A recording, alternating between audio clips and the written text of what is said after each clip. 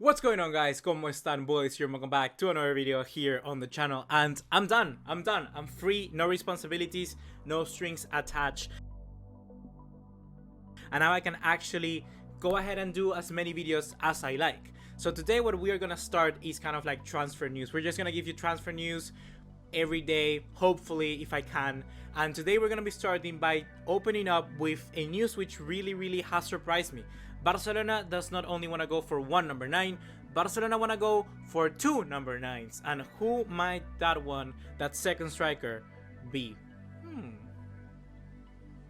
If you're excited for us doing more videos back again here on the channel, be sure to drop us a like, leave us a subscribe, turn on the bell notification icon, and follow us on all other social media to keep up to date. You get the deal, you know the drill, so let's get right into it. And one more thing before starting off this video, be sure to check out our friends at Golazo Jersey. Links are also going to be in the description down below. They are a very good place to get cheap, reliable, quality footballing kits, so go there and get yours. So the news was broke out earlier today from us and also Mundo Deportivo, talking about Barcelona bidding 25 million euros for Maxi Gomez. Maxi Gomez is a very interesting player, and we're going to talk about him, I'm sure, later on if this move develops. But I just want to focus on the reason why Barcelona want him.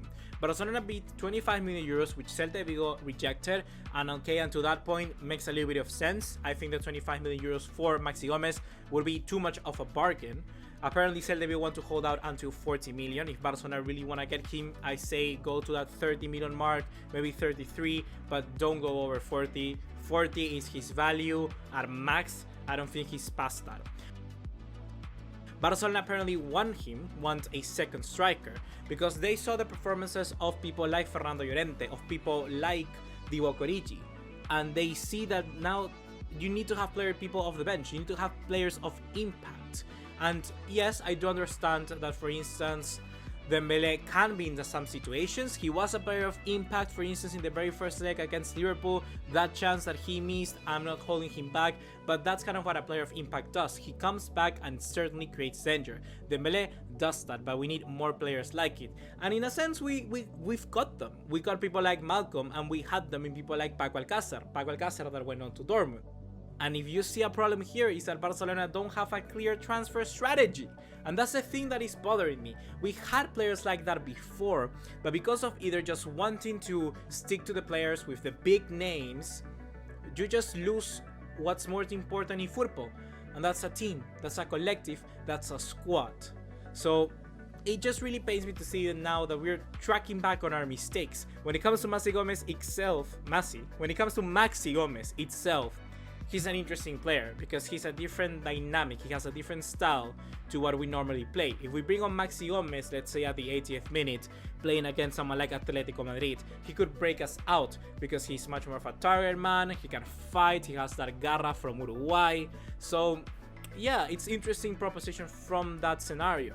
But what we're gonna do with so many players in the helm? What are we gonna do with people like Suarez, with Griezmann if we get him at the end of the day, Dembele, and then someone like Malcolm, Coutinho even? We haven't sold players yet.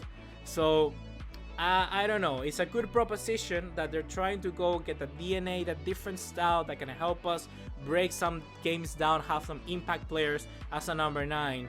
But the only way it can work is either we don't sell Griezmann, either we don't get Griezmann, or we sell Suarez. And I think Griezmann is gonna happen, and I think Suarez is not gonna be sold. So there's no way we're gonna have free strikers.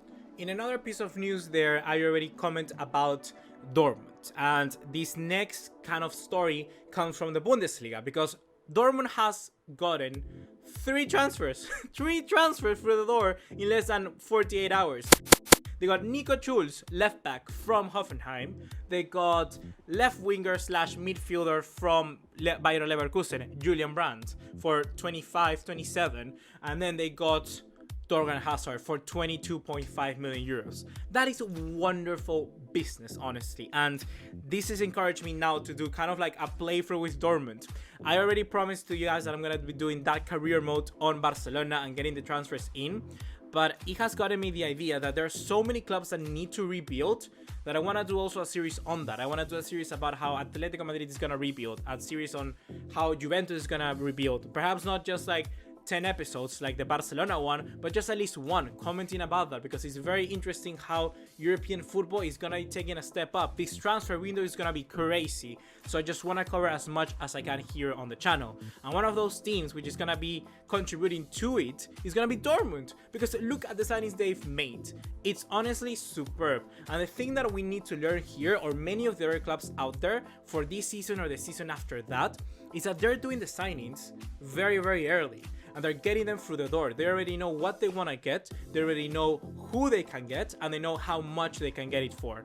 And they, as soon as the window starts, bam, 3 players through the door. And what this allows them is not only to get them for cheaper before you start creating like transfer battles, but it also helps you to get them adapted to the team, to the squad earlier. That is a very good positive that, once again, in the case of Barcelona, sorry for any non-Barcelona fans out there, but this is mainly a Barcelona channel, so most of my case studies, my examples are going to relate to it. But it makes sense, you gotta hear this out. In the case of Barcelona, we got someone like Dembélé, ironically, from Dortmund, and he didn't have a preseason, then he didn't adapt it quickly. When the game came for Getafe, he got injured. People say that it was because he was stressed or whatever, we don't know. And then, well, he missed out the entirety of the first season, and then the second season he went to France, he won the World Cup, he came back, and then he didn't have a proper preseason as well. So it's kind of like, you see, a preseason does matter, especially when you're a new player, and it can really help you just go really smooth and slot right into that squad. So many other teams out there need to learn from this. They need to get the signings out the door very quickly, like Dortmund. And look at what they're building. They got a very interesting young squad: Burkri, Diallo, Akanji, Hakimi, Rafa Guerreiro, people like Delaney and Witsel, 2 very experienced midfielders, Marco Reus, Jadon Sancho, Julian Brandt, Torgan Hazard now, people like Paco Alcácer. They look like a proper team, honestly, they really do.